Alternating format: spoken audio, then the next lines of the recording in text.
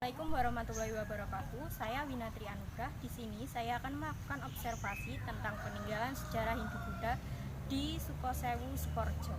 Sejarah adalah gambaran masa lalu manusia dan sekitarnya sebagai makhluk sosial yang disusun secara ilmiah dan lengkap. Sejarah di dalamnya meliputi urutan fakta masa tersebut dengan tafsiran dan penjelasan yang memberikan pengertian pemahaman tentang apa yang telah berlalu. Sumber sejarah bisa diambil dari sesuatu yang bermanfaat bagi penelitian sejarah. Terbagi menjadi 3 sumber. Yang pertama adalah sumber benda. Biasanya didapat dari artefak yang ditemukan seperti perhiasan, candi, gerabah, patung, dan bangunan. Yang kedua, sumber tulisan. Contohnya seperti surat kabar, dokumen, dan rekaman. Yang ketiga, ada sumber lisan. Sumber lisan ini merupakan keterangan sejarah yang didapat dari pelaku sebuah peristiwa tersebut.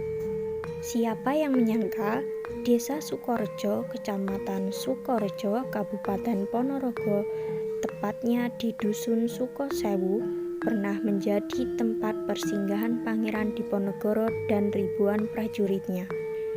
Tempat ini memang diyakini sebagai tempat persinggahan Pangeran Diponegoro dan pasukannya untuk menambatkan kuda saat hendak bertempur. Diperkirakan Sukosewu ini ada dari tahun 1825. Di tengah Sukosewu ada Linggayon atau Linggayoni, seperti alu dan lumpang dari batu. Sekarang ini saya berada di lokasi Sukosewu, Sukorejo. Nah, di sini ada ribuan pohon berbagai jenis yang tumbuh subur. Bahkan ada satu pohon besar tepat berada di tengah area yang yakni sebagai tempat persinggahan Pangeran Diponegoro. Sukosewu merupakan area yang ditumbuhi berbagai pohon, terutama pohon asoka yang jumlahnya ribuan. Karena disebut Sukosewu, yang artinya itu 1000 pohon asoka. Selain pohon asoka, ada juga pohon trembesi dan pohon prin. Meski tidak ada reboisasi, pohon-pohon ini selalu ada yang tumbuh baru, sedangkan yang berusia tua akan tumbang dengan sendirinya. Alat menumbuk di Ponorogo disebut alu dan lumpang. Alu sebagai alat penumbuk dan lumpang sebagai wadahnya. Uniknya, alu dan lumpang ini juga disertai pahatan yang diyakini sebagai jalan cerita Sukosewu. Namun, sayangnya dulu sempat tidak terlawat. Akhirnya, alunya hilang dan lumpangnya pecah jadi berkeping-keping. Kepingannya itu ada di bawah pohon paling besar di tengah pohon tersebut.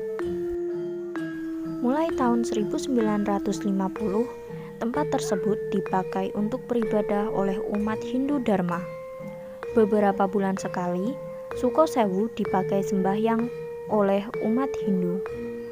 Melihat ciri peninggalan yang tersisa, dapat dikatakan bahwa lokasi tersebut adalah tempat sembahyang umat Hindu.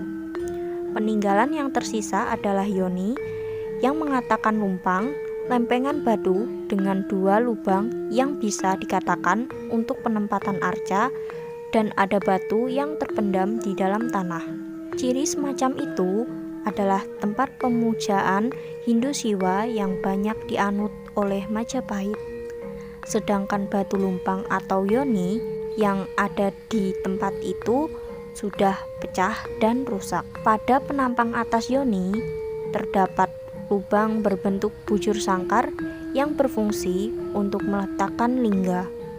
Pada sekeliling bagian atas yoni terdapat lekukan gundukan yang berfungsi untuk menghalangi udara agar tidak tumpah pada waktu dialirkan dari puncak lingga.